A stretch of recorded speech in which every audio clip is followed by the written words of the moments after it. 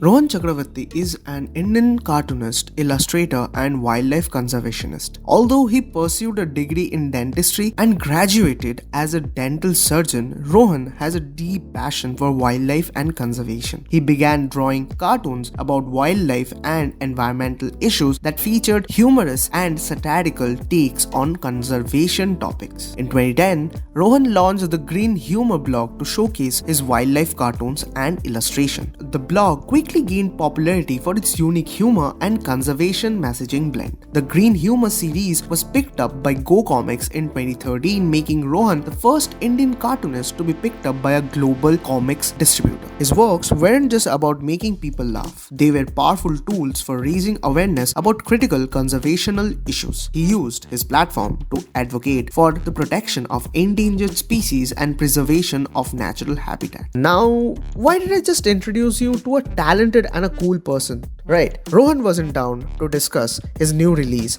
Pugmark and Carbon Footprints. And I was lucky enough to sit down and have an unfiltered conversation with him.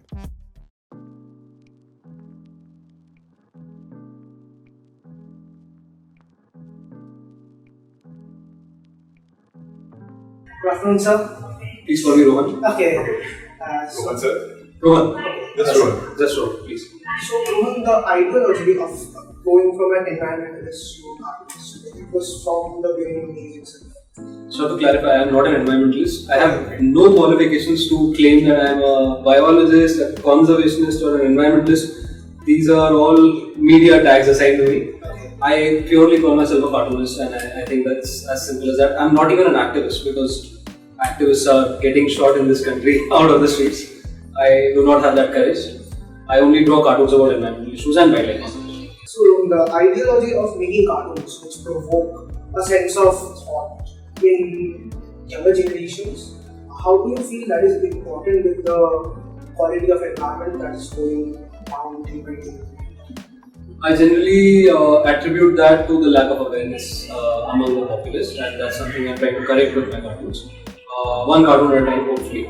So, and there have been some tangible experiences and tangible impacts of my work in the recent past. So, like for example, when the draft EIA came out, and I drew a cartoon about the policy, a lot of people engaged with it. A lot of people who would normally not engage with the news or articles around it would engage with comics and cartoons, and eventually it became one of the faces of the online movement against the policy. It garnered 6 lakh signatures, put the government on the back foot. So I believe that creative communication has a big role to play in this sphere, and I'm really glad that other artists, other communicators are taking it upon themselves to break down environmental concepts and making this kind of communication palatable for lay people like you and me. But there has been, like, as you have mentioned, there has been a lot of cartoonists getting shot, and even people from the cartoonist side, they have also been actively taken down by the few corporations and all. So how do you feel like your stance on that factor? Like, completely being like non-political, but your ideology being a cartoonist. Since if I am talking about a person who makes cartoon, he or she needs to have the freedom to express themselves. Yes. But not like in our country, there are a lot of countries which does the same thing. So there has been the suppression of creativity or the thing to show a specific ideology. That has been done pretty well by few corps and all. So how do you feel the pressure from that side? Well, the pressure is real. The crackdown on dissent is real in this country, and of course, I have a lot of privileges as a cartoonist. I'm from a family that is well off, that has been well off at least financially. I also belong to an upper caste, even though I do not like that tag. It comes with being me, and I have to acknowledge my privileges. And moving forward, I have to also use those privileges consciously, which I try to do. Being apolitical or non-political is itself a privilege in this country, and I think if your art is not political, if your art is not making a statement, you come from a certain privileged space to take that liberty. And I think drawing about the environment is a responsibility in itself, and I also acknowledge that I have a certain space in this entire discourse. There is a given space, a given platform that does not belong to me, that probably belongs to voices that are much larger than mine, much more suppressed than mine. and I know when to step back and let those voices come to the forefront. And I think artists who are political, who draw about politics, who draw about social politics, must also recognize their privileges, their backgrounds, and take stances accordingly. And yeah, I think drawing about the sort of things that I do also takes a lot of a sense of responsibility to portray the politics right, to portray the science right. It comes with that kind of a responsibility. So yeah, if there are other artists attempting to do this, I would urge them to be as scientifically sound as possible, and in doing so, you will also get your politics right. Are there any artist or any particular book that you were particularly inspired by? So many. So my biggest sources of inspiration have been Bill Watterson, the creator of Calvin and Hobbes. There's Gary Larson, who's probably my favorite cartoonist, the creator of the Far Side. The Far Side is the most widely distributed cartoon panel scenes, and the fact that Gary Larson could use very offensive but very classy humor, that really influenced the way I write punches and gags. The reason why I'm a cartoonist, the primary reason why I'm a cartoonist is the work of Jenny Tartakovsky. He's an animator. He created Dexter's Lab.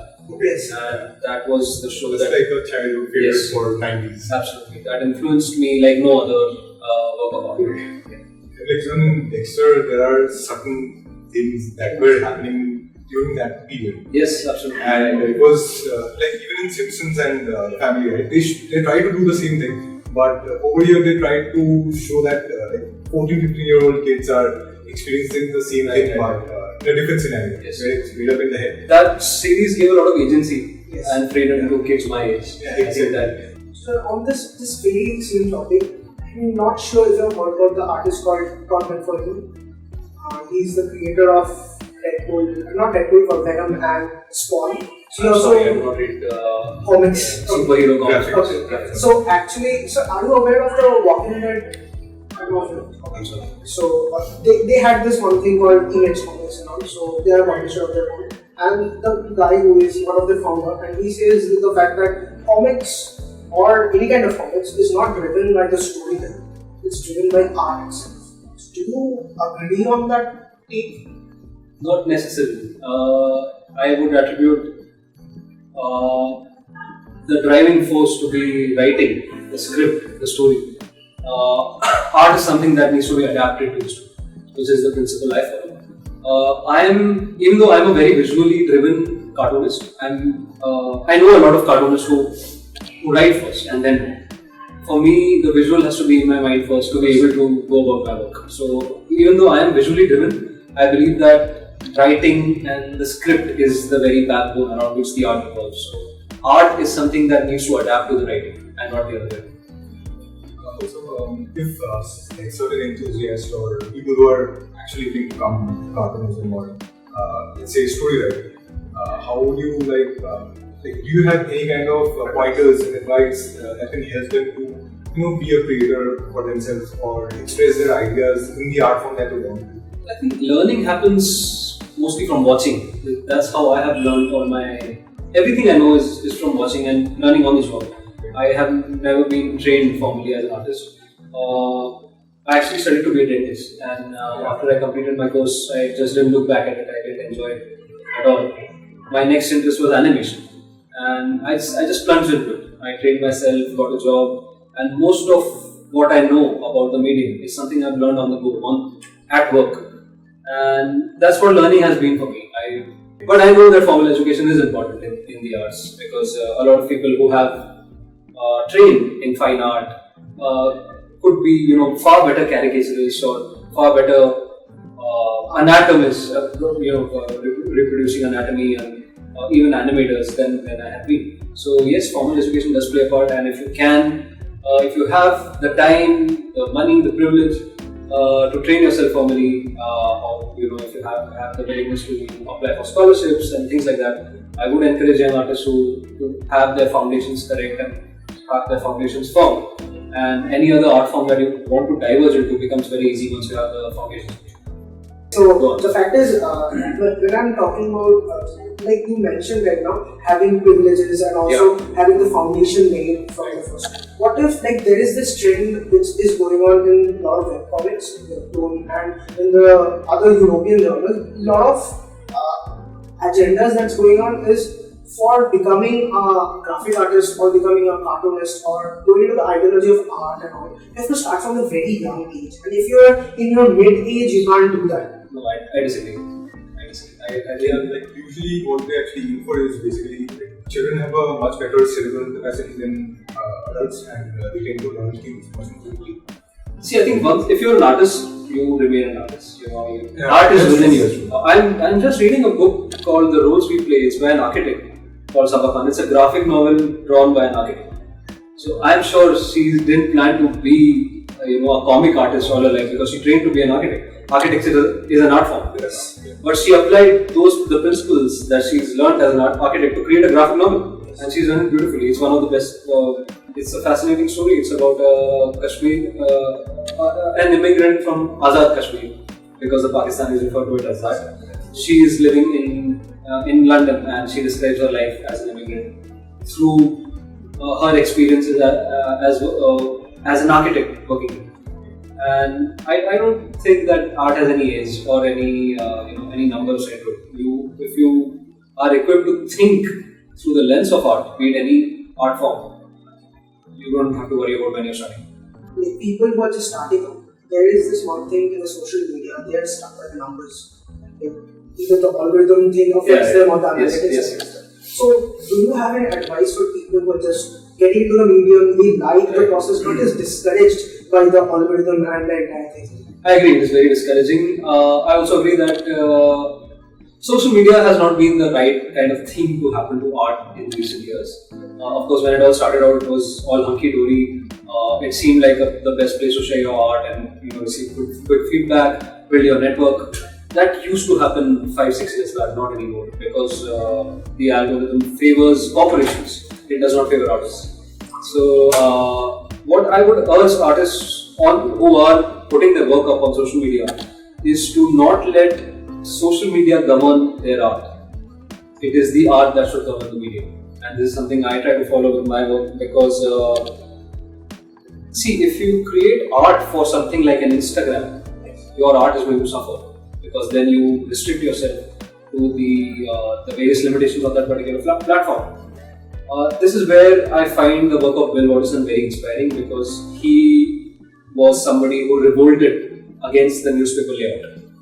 And because of that revolt that he initiated, cartoonists had freedom in that era to experiment with layouts, with spaces that were available to them. Because Bill Watterson, who was a successful cartoonist, who was one of the best-selling cartoonists, he put his foot down and he said that I want to experiment with the space provided to me. He brought in all kinds of creative layouts, creative ways of expression within that 8-panel format. And if that is something we could do today with social media, alter it according to our needs, have our art govern the medium and not the other way around, I think we have a movement. There are certain drawbacks, such as let's say a person is trying to portray something and it is not to the mark of the social media, or rather it is offensive to some people. Yeah. That time they try to take it so personally that it becomes a medium for the other people to come and barge in and say that this is not right. So how does it affect the person who's doing it, the artist, and how can that artist overcome it so that they are not discouraged by the social media rather than they use it as a power to enhance their work. Right. There's this character in the Akira Kurosawa film Seven Samurai. He's a swordsman, and all he's worried about is honing his skill. Okay, so he doesn't care about what other people think about him. He's obsessed with his skill. All he thinks about is to do perfect swordsmanship. And I think I derived some influence from that character in going about my art. In the last many years, not just discipline, I also think that you have to have a thick skin. When your art comes with an opinion, you have to have a thick skin. There are going to be hundreds of people who disagree with you, but you cannot afford to let them pull you down. So I know these are very easy things to say, but very difficult things to follow. It takes years of practice and years of conviction about yourself to go about and do it day in and day out. But I know it's not impossible. If you love the art form, if you are if you train yourself to think about honing it and be motivated to just pursue it day in and day out, I think that should be it. I have this very pet question. So I have grown up with Cartoon Network. I'm a 2000s kid, but I have enjoyed Cartoon Network in its ending glory days. Right. So I watched Dexter. I watched a lot of Powerpuff Sunrise, and followed by other DC and Marvel stuff. But those kind of cartoons or the medium is something that I feel our current generation is missing. Absolutely. So, I agree. What are the other things which media corporations, like animation media, since you have been in the animation world itself, so what do you feel about the animation world adapting and trying to take some references to bring that culture back? Or is it worth it enough? Is Generation Z really ready for that? Because during our generation, it was actually quite influencing, and it was helping us to cope up with whatever we were going through in our school days or like our imagination. So, incorporating his question, is there any way that the old generation can be revived in this new generation?